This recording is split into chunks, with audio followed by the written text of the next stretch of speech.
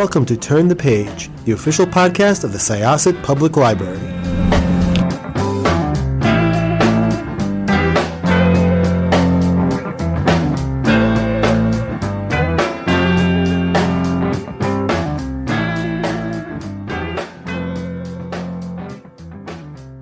Hello, everyone. Welcome back to Turn the Page.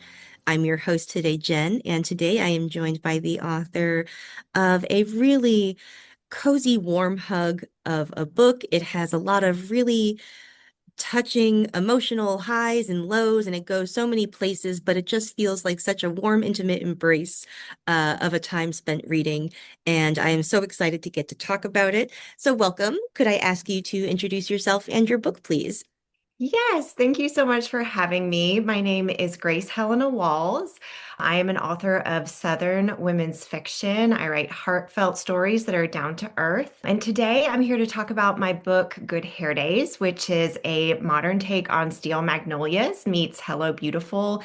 It is about two sisters who have to team up with their maternal aunts to save their family-run beauty shop. It is called June's Beauty, a Dolly Parton themed hole-in-the-wall place. And just as they're kind of figuring out the save the day on their shop, one of the sisters receives a life-altering medical diagnosis. And the family really has to pull together and dig deep, and rely on the love between them to make it through. Hmm. Yeah, it's really lovely. And it was a nice book to read right after the holidays, even though it has a sort of warm setting that you might not associate with the Christmas or holiday season. But it was such a delight to read.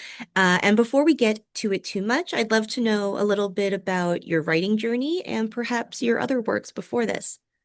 Sure. So my debut novel is called Southern by Design, and that is also a Southern women's fiction novel that actually came out February of 2025. So it was actually 11 months to the day for pub date between my debut and my sophomore novel, Good Hair Days.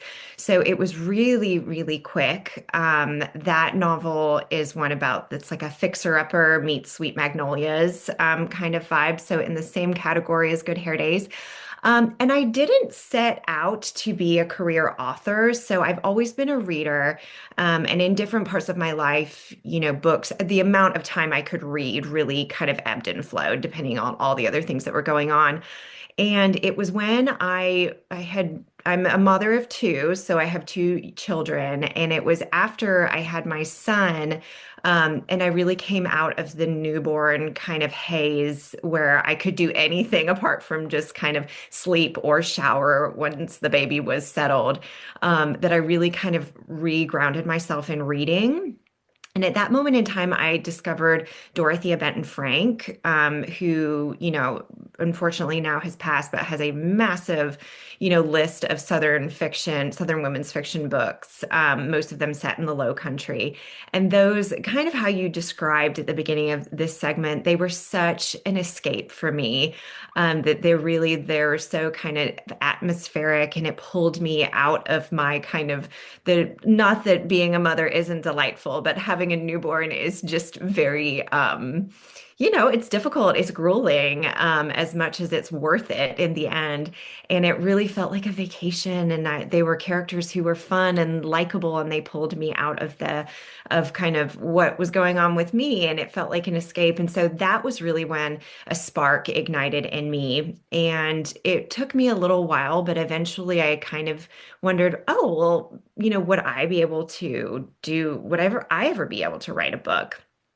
And initially it felt like something that was just categorically impossible. Like put that on the list of things along with like, participating in the Olympics or like various other things that like I'm just not physically inclined towards. Like I was just not created with a body for the Olympics. Like that's fine. Like that ship has sailed. But the more the idea sat with me, the more it felt more like an exciting challenge more than something that was impossible.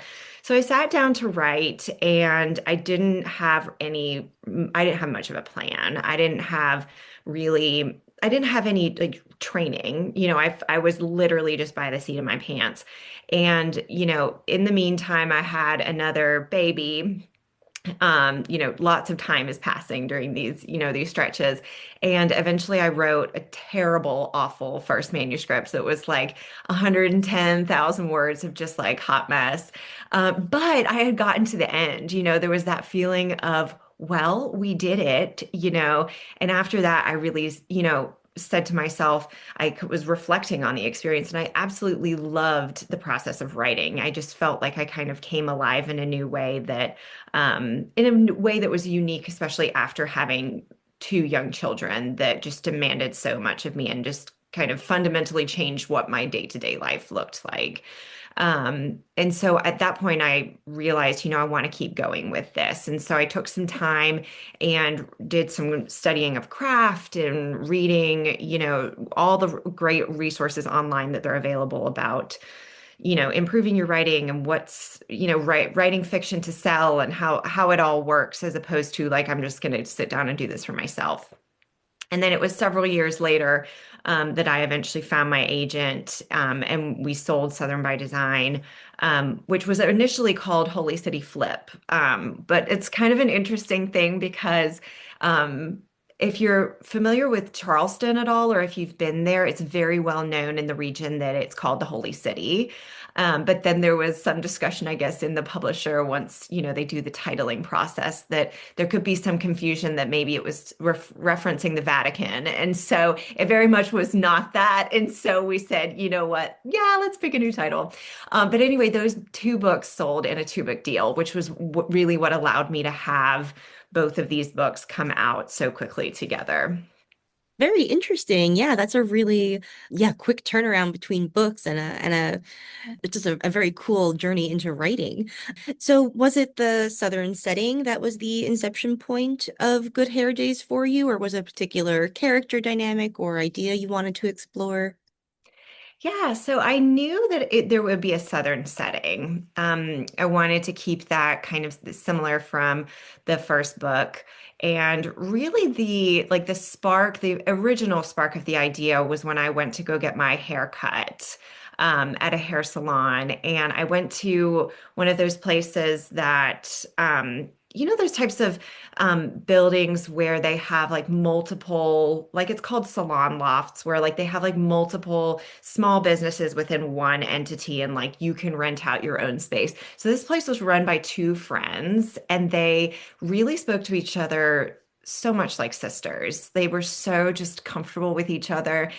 And when I came in there, they didn't stop. There's that kind of sometimes socially, like if you're with a friend and you're kind of, you're really, really close and you know each other and you're just sharing like these really like, bare bones, intimate things about your life and your thoughts and your feelings.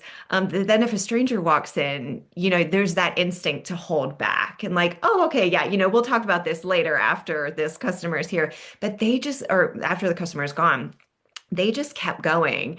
And it struck me as such a cool and interesting dynamic between those two women that they couldn't care less if I was there or not, that their bond was so strong that and that was their space, that they had created this, hair salon that was their space and was kind of run by their personalities and their relationships. And so that was when I had a moment where I was sitting there that I thought, oh, like this would be a really cool jumping off point for a book. And so from there, I kind of pulled in because I knew I wanted it to be Southern set. I pulled in the kind of Dolly Parton threads because I thought, how fun would that be? Especially because the women in the story are, they're not, fancy, wealthy people. They're regular people who, Dolly was very much an icon. Well, I would say she's an icon to almost anybody, but, all of us can appreciate her. But especially because of who Dolly Parton is and that she came from very kind of humble roots and she built this massive career, but still she's an extremely humble, down to earth person who does just a tremendous amount of good in throughout the world, really, with her reading and literacy programs. So I thought that was kind of a fun tie-in as well, that, Dolly Parton is such a supporter of books and reading and literacy that's kind of how all of those pieces eventually gelled. Yeah, she is such a supporter of books and a supporter of women. And, I think she is like sort of one of our, I think, like secular American saints. She is just Yes. like sort of university beloved, like a legend who is like still alive and a real person who seems larger than life, but also like very real, at the same time. Yes. Yeah. And how unafraid she is of just being herself, right? Like she is the person. She's been so unapologetic about the fact that she loves to have big hair and, tons of makeup and these like flashy outfits that she's kind of shows up in a world and says, this is me and I'm not going to apologize for it, but is also, at the same time so humble and generous and connected to the world. And yes, an icon and a supporter of women. Absolutely. Oh, so I'd love to talk a little bit about the sisters, Georgia and Junie. They absolutely sound, like the dynamic that you described between the women that you encountered at the salon. And they are so warm and so close. And it really is like a really comforting and validating like sisterhood on the page. What came first, their individual personalities, or I guess it was that dynamic, but how did you shape them? In relation to each other specifically, if that makes sense. Yeah, that's a great question. And it's actually what was like the root of a lot of the editorial work that went into, taking this from a early manuscript to a publishable manuscript. Um, I knew that I wanted them to be this a very intense, deep love and admiration between the two of them, but that I knew I also wanted it to go wrong at times because, I mean, just the way that I observe the world, I see so many times that when people make mistakes in their relationships, whether that's, a sister or a friend or a spouse or whoever, that it's almost always done with the right intentions, right? When people kind of mislead someone because they want to protect them, right? Or they don't, I'm not going to tell you yet about this because I'm going to fix it so that you don't have to be involved in this problem. That I knew that I wanted there to be this deep, deep love between the two of them, but that it was imperfect. Because that I think is who all of us are as people, that we have intense love and feelings, but we don't know how to bring that out into the world perfectly. So that's kind of where it started. And then I knew that so let me like name the naming tradition that goes on in this family. So that's kind of a vein that runs through the book as well, is that the Luis women, who are the generations of women who run this beauty salon, they have a family tradition that each firstborn daughter is named June. And along with the name June kind of comes the keys to the beauty shop, that you are going to be the person to kind of take it and run with it. Not that others aren't welcome to, be part of the efforts as well. But with it, there comes this kind of responsibility and this position in the family. So the older sister in when the story opens, is named Georgia. So she did not get the name June. And because the girl's mother is deceased, there's a lot of ambiguity that is left behind about, well, the answer there, and they kind of tell some of the story, but again, they're not being completely transparent about things because they don't want to hurt the girls. They don't want their sister to present their sister in a bad light. And so Georgia, really, I wanted to shape her character based on the fact that she wasn't a June. And so the messaging that Georgia receives is that she was not given the name because she was the one who was supposed to go out and do big things and achieve and build a big life.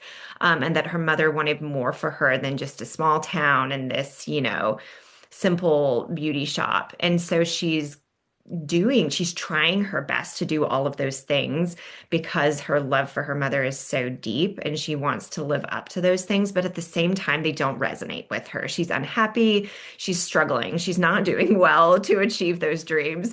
They were not built for her. And yet she sees it as this mandate for her family, that this is the role she plays in this family that she loves so deeply. And then little sister, Junie, who did get the name, is kind of left in this opposite position where for her, she's saying, well, if the name wasn't good enough for my older sister, then why is it good enough for me? And she too isn't necessarily feeling particularly inspired about being the leader of the shop. She loves the shop and she wants to be part of it. But, she's very much that typical little sister where she, rushes in and other people clean up her messes. And it's not because she's irresponsible, but it's because she's, excited and she doesn't necessarily have that planning as like her top skill in her, arsenal. And so older sister Georgia definitely takes on this role of cleanup crew where I'm going to come in and I'm going to save the day, this responsible older sister. And all of those things kind of grew out from there. That's how the puzzle pieces fit together.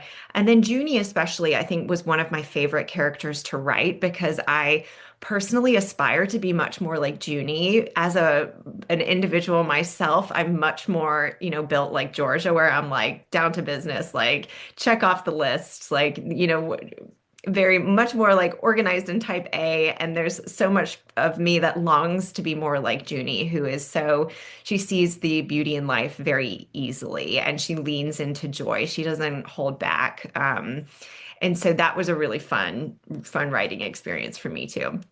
Yeah, their dynamic got me thinking a lot about, we all have sort of multiple coming of ages and how that is so tied to like what our parents' expectations for us are versus like what ours are, even if we can tell the difference, in the first place. And so I'd love if you could talk a little bit about that, this sort of like the situation that they find themselves in with this salon. And yeah, I guess like how their emotional journey ties into like the plot that sort of not only brings them together as sisters, but like a lot of the people in the town and and other family members. I hope there was a question in there. I sort of lost track of it as I Yeah, no, I know exactly what you're talking about. And I think a lot about, what you reference with families and how you're raised and what your family's expectations are. I think about that a lot when I build characters and when I build stories. I think about that a lot in general, I think just as a person. Because I think even, some families are built more to kind of outright say, well, this is what we expect of you, and this is how, and if these things don't happen, this is what we're going to feel or think. And if it does happen, this is what we're going to feel and think. And it's about what your other family is feeling and thinking about those things. But what about you? Like what about the person whose life it is? Like, shouldn't your feelings and opinions about your own life or accomplishments or lack thereof, be first and foremost as, you figure out what comes next? Um, and so really for Georgia, as when she comes home to when she gets the call from Junie that says, hey, the shop's in trouble, you need to come back. For her, she's thinking this is just going to be another, check on my list of, despite her longing to be home and be at the shop, she thinks that this is going to be just like every other time. I'm going to come home, I'm going to help them fix it up, and then I'm going to leave and life will go back to what it is or what it has been.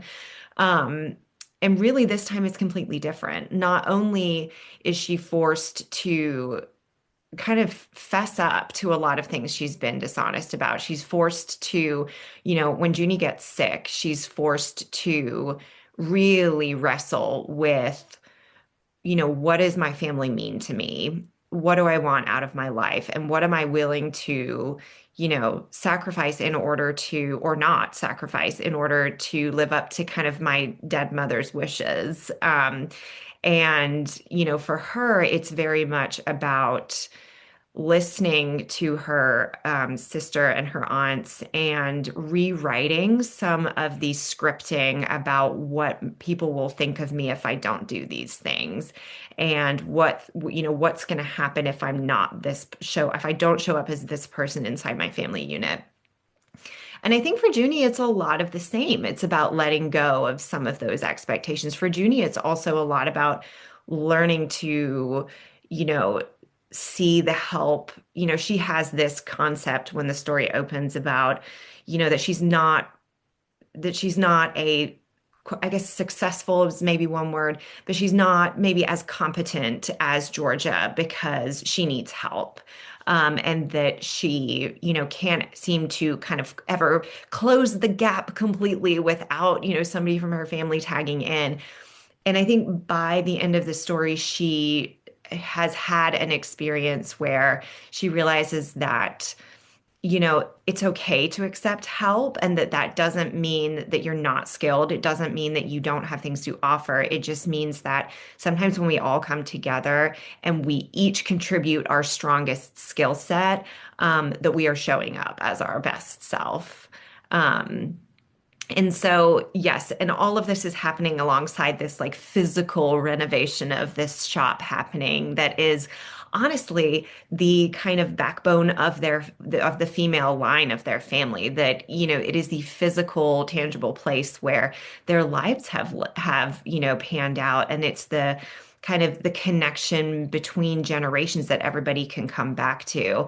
And not only that, but it's the place that their livelihood lives, that it's the place that people come to work. And it is this cornerstone as well of the community. And as the women, Junie and Georgia, are going through, these transformations, that the community comes, they gather in around them and they support them through it too. That is all of those forces, at play, things happening physically, externally, and then also so much change happening on the inside. It's a really lovely journey for these two sisters, both as individuals and sort of like as a pair of sisters, and as the next generation of this family with traditions and legacy and all of these really interesting things. It's such a, as I said earlier, it's a warm hug of a book, and it has such intense highs and lows, but at the end it just feels really affirming, and it's really lovely. So thank you for coming and talking about it. I'm so glad to hear that. I'm so glad that you enjoyed it. And thank you for having me. No problem. What's next for you? Are you writing right now? So I am writing right now. I also have another book, if you can believe it, coming out in July. So this one is an even quicker turnaround. We are moving at breakneck speed, and I love it. This next book is called Pretty as a Peach. And it is about a preschool teacher who has to kind of go toe to toe with a secretive beauty, network marketing company that comes to town and threatens all of her female friendships in town. And so she kind of goes, begins to investigate this company, and she finds things that she wasn't expecting. And so how, what kind of things she's forced to contend with, and also what she has to do in order to save her friendships. Oh, nice. That sounds fun too. I look forward to that. And I thank you again for your time and for sharing your book with me. Thank you so much. All right, listeners, please check out Good Hair Days. It's absolutely lovely. You will not regret it. It's available as we record right now. It will be available when you hear this in February. So please go to your favorite bookstore or library or website, wherever you like to go for books. All right. Thank you so much for joining us, y'all. It is time to head out and turn this chapter. Bye-bye. It's time to close this chapter of Turn the Page. Join us for the next episode.